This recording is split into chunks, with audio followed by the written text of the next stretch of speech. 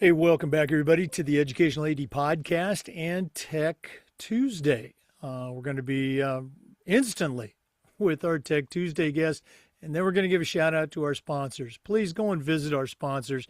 These are all companies I used as an AD. They're great companies, but we'll do the shout outs later. Here we go. Welcome back, everybody, to another episode of Tech Tuesday on the Educational AD Podcast. We're going to Texas today, and our guest is Paul Baird. Paul's the director of athletics at Salado High School, kind of down in let's say, the Waco area for all you Bear fans. What we like to do, Paul, is let our listeners have a chance to kind of get to know our guests. So tell us a little bit about yourself. Where'd you grow up? Where'd you go to school? As I like to say, give us your life story in 2 minutes. But what's the Paul Baird origin story? Yeah, sure. So grew up actually not too far from here. I grew up in Round Rock, Texas, which has blown up since obviously I finished school many moons ago. Um, and, you know, left Round Rock after I graduated, went to Angelo State University, ran track there. And then I started my coaching career after doing a small student teaching stint at Miles High School back in 1998. Got a job with Grape Creek ISD, which is just north of San Angelo. So I started at Grape Creek ISD, and then my wife and I have coached in lots of areas around Texas over the years. We went to Junction, Granbury, Saginaw, Bloomington, had a little stint where I was actually just got out of coaching, went into administration in Hudl. And then I was a high school principal in Thorndale, and now I've been the athletic director here in Salado for 12 years, and my wife has been our head cross country and track coach here for those 12 years as well. So just a little background or I guess breakdown of where we've been, hit pretty much every portion of Texas except for the valley, the panhandle, and far, far west Texas. So but anyway, yeah, long story short, we've been here 12 years. Had two boys go through the program here. And obviously my wife has been very successful on the cross country track side. She's past 3 years, I think, been third at the state cross country meet, got some really talented runners. We just to give a little background on Salado specifically, we typically sign a lot of our seniors. It's crazy. I think the national average is somewhere around 5% of kids get to go, onto the next level and play. For example, last year out of our seniors that were in athletics, we had right at 100 and 26 of those signed to go play. So 26% of our senior athletes going to sign and get to play at the next level is crazy. But that's what leads me into the advantages of Hudl is we do have a lot of kids who that's their aspirations, that's their dreams, and we want to help those dreams, become a reality. And I feel personally that Hudl Film enables kids to take a little bit of ownership in getting some of their stuff out to coaches. It obviously helps our coaches, get that same information out to the colleges as well. So Hudl's been instrumental, I feel like, in just even our recruiting side of it. Not even talking about how our coaches use it, how our kids use it on a daily basis, but this is preparing them and setting them up for potential, greater potential, obviously later after high school. So it's been a pretty unique platform for us to use in a lot of different ways. Yeah, I appreciate you sharing that. And you kind of addressed a couple of questions I was going to ask. Our good friend Jess from Hudl. I want to read this introductory statement. I probably should have done it, at the beginning. But again, your school, I think, is a really cool example of what's possible when obviously an athletic department kind of goes all in for their students, as you just described. And I'm going to read Jess's words. Sure. And this is talking about your school, Salado High School. By outfitting every facility with cameras, investing in high quality live streaming, involving students in broadcasting, I want to hear more about that, and exploring new ways to generate funding, Salado's created a connected game day experience. Now, that's kind of a private school marketing term, game day experience. So I love how you Sure. guys are using that. um, let's see, game day experience that serves their athletes, their fans, and the entire community. And as I just said, I think it's a model for athletic directors that really want to modernize their programs and also, as you alluded to, save time by using the platform. Here's some quick stats for our listeners that just provided me. And this is year to date, just this year 22,000 page views on your Hudl page, almost 1,500 video uploads, well over 1,000 hours saved through the Hudl Assist. That's the stat tracking feature. Over 200 live streams completed. And on your campus, 16 focus cameras. I thought we were doing pretty good with 4 on my campus. You got 16. Um, what was your thinking as an AD in choosing to invest in cameras for every single athletic facility? Sure. So, a lot of it, we're a small school. For instance, 850 kids in the high school. It's a small town. I always talk about the 95-5 rule, right? So 95% of the work in our district is done, and I'm talking the outside help, right? Not our teachers and coaches, but our outside help is done by 5% of our population. It's the same moms, it's the same dads that volunteer and help with everything. And so it kind of spins off the same way with the kids. So I'll kind of address that part of it first. We don't even have a class that is devoted to um, I guess what would you call it? Like a huddle class, right? For Mm-hmm. instance, for lack of better terms, we don't have a class set up where kids come in and they know they're going to be filming sports and helping with huddle and helping coaches with things like that. But we do have student managers for each sport that are willing to learn and do whatever we would like them to do. And so it's kind of been a neat experience in the sense that we are a small school. We don't have room or even space. That's why we're building the new high school to have a class like that. And yet our kids still want to participate and do this kind of stuff. And so that's been a big deal. Obviously, you talk about the hours. Our coaches use this to the nth degree. They are always coming to me over the past 12 years. They've always come to me, hey, can we add this? Can we add this? Can we add this? And so over time, it just makes sense. It's kind of a one-stop shop platform, if you will, that includes everybody. I mean, it includes our community. Our community kind of went from a prior system. I won't mention them by name, but it was a subscription-based system as well. And they really weren't thrilled about that. And so when we started doing some free broadcasts of our games, through Hudl via YouTube channel, oh, it lit the community up. They were all in on that deal. And so we saw the value in that, grandparents, uncles, aunts, whatever that live out of town, or just simply folks that couldn't make it that night. It gave them a way to watch games. And so everybody has been thoroughly impressed with, the way Hudl has helped us. And we're just looking for ways to expand. Again, we're small. We don't have a class for this, but we just find ways to, include everyone in trying to help progress our sports representation and viewability. So, Yeah, you talked about how the communities responded, both the local community and that extended community through the pay or through the live streaming. That's great. And you talked about the students. Any coach or any AD listening knows the value of a great manager for that team. How have you gotten the students involved with the broadcasting and the media end of it? yeah, so we actually just brought a guy on who I'll equate him to like an ESPN broadcast. I mean, he's doing a lot of our basketball games, and when you tune into one,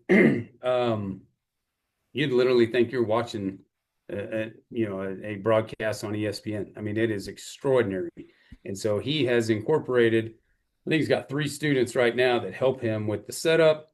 They help him with camera angles, things like that, inside of our gym. And so, these kids are starting to see that and like, hey, I want to do that. I want to be part of that. And so it's still in its, I guess, infancy, for lack of a better word, but we're using some guys that really wanted to get into the drones and stuff like that. So like we've got some guys flying drones at football practices and just trying to to think outside the box to get some of those kids who maybe they're not interested in playing, but they can do some things and they have some different skill sets that, help us out and they love it.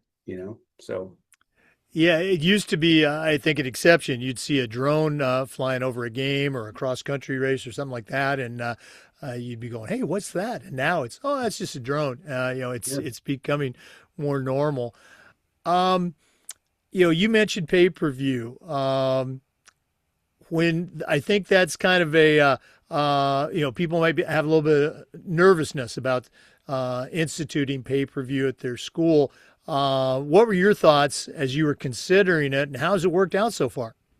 Yeah, so obviously we have a couple of concerns on the coaching end of it. There were a lot of folks that were super in favor of, hey, let's just do these broadcasts free on YouTube, right?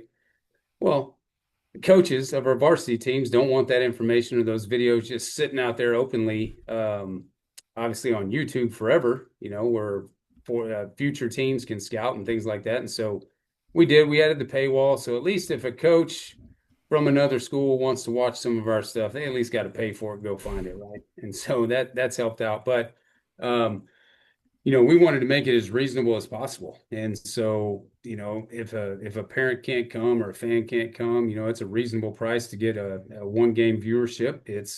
They can sign up for a month of it and test that out, or they can sign up for the whole school year and watch every event on there. And so there's a lot of different ways community members that can't come out to our games can get involved, right? And we feel around our area and within our district, our playing district, that most schools are going to this platform.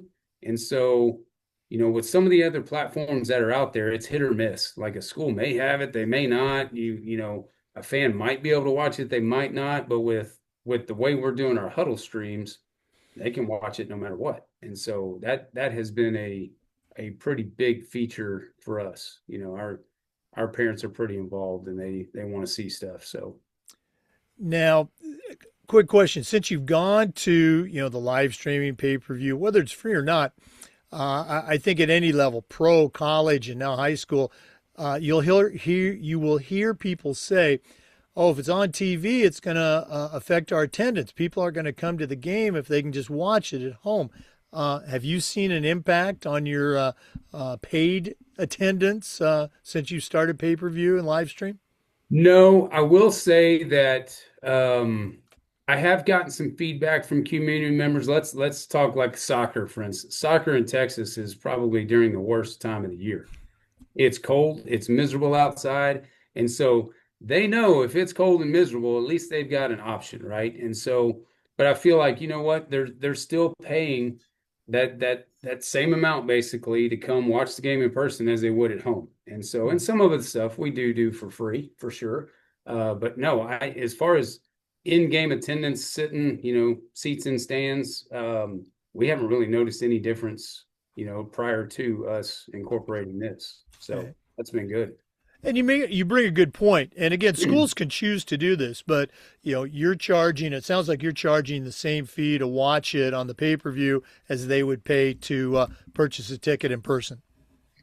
That is correct. And that might be a little misleading to some people. Let's say it's $8 to get on there to view a single game on Hudl, right?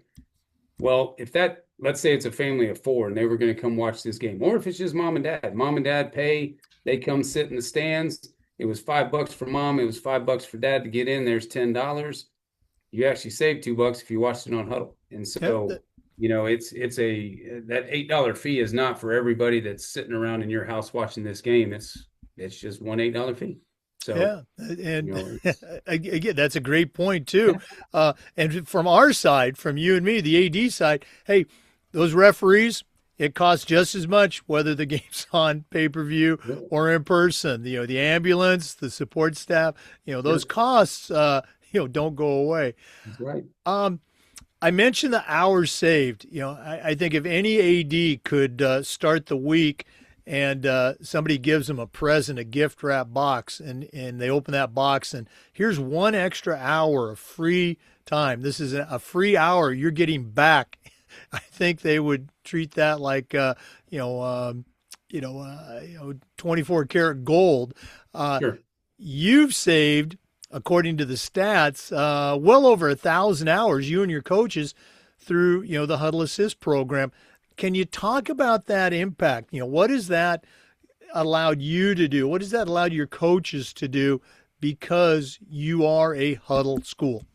Sure, sure. Well, I can tell you this much. I sure wish this was around back when I was still coaching in my early career because I mean, we get done with a game and I was the offensive coordinator and I'm up until 3 or 4 o'clock in the morning just getting the film ready to be traded. Mm-hmm. That's not even breaking it down, right? And then we would spend most of the next morning breaking down film before we ever even brought the kids in. So you're basically up all night doing this stuff, and you no longer have to do that. I mean, you come in and it's ready to go.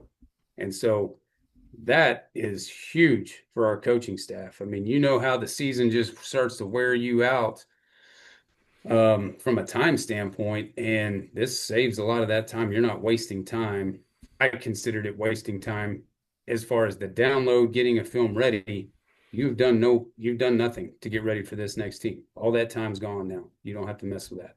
And so, in terms of the hours saved, it is I don't even know how to put that into words and how valuable that is to coaches because it's simply you come in and when you go to work, you're breaking down, tendencies, things like that or whatever, and then a lot of that's already done for you. You're ready to go and start presenting to kids versus you've been up all night. You might not be in the best shape to try to, present a scouting report to kids after you've been awake for the past 36 hours. So that's been huge for us. I remember those days, like it was yesterday. I'd finished that film as you talked about early in the morning. Oh, yeah. I'd run out. We did this at our school. I'd run out to the donut store, get a couple dozen, donuts for that offensive group. Big jug of coffee for myself and the Right. coaches, and that's how we did it. You know. Um, we were a huddle school. Our school, our high school, we had about 400 kids in the high school. We were K through 12. We were a private school, so we had the whole middle school too. But you talked about your school and your enrollment, the number of kids, number of programs. I thought we did a really good job, and we did with Sure. Huddle. But you've really gone above and beyond.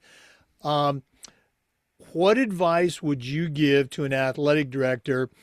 Say somebody who just got the job and they're wondering, how do I build my program? Or maybe an old guy like me who might be adverse to new technology. Sure. What advice would you tell them about what what Huddle has done to impact your students, your coaches, and your community, and you as an Sure. AD? Sure, yeah. So, and I'm with you, man. I'm kind of old school as well. I don't have a whole lot of tech savvy either. Now, if you give me some old recorders and some VHS tape, I can run a old web electronics system pretty well. But you know, you're always going to have younger guys on staff. I mean, guys are retiring, they're moving on, whatever the case is. You're always going to have a young guy on staff that knows how to operate within this. And I would say to ADs, no matter what year you're in, that this is invaluable. You don't have to start off with the most expensive package. You don't have to start off with the top tier stuff and adding cameras like we have. We didn't start off that way. When I first got here, it was very, very small. And over time, our coaches starting asking for more, right? So, like, when we first started, soccer wasn't even a sport we did. I mean, we played it, but we didn't do huddle or anything with it. We didn't even film the games. And so it got to a point where coaches were starting to ask, hey, can we add this for this sport? Football was obviously the first one to use assist, and then it kind of started branching off into other sports, and our other coaches wanted to use assist. I was just talking about our softball coach the other day. He used assist throughout the entire season last year, and he said it was huge. We made some really good runs in playoffs in all of our sports, and I feel like a lot of that has to do with Hudl. I mean, all that stuff is right at their fingertips. Um, it makes breakdowns a whole lot easier. It makes going through self-reflection. You as a coach, you can see your tendencies a lot quicker. So I just I can't speak highly enough about it. And again, as an athletic director, no matter what year you're in, no matter where you are in your career, you're always going to have the help on the technology side from those young bucks, right? They know how to do all this stuff. We've got three or four of them. They're fantastic.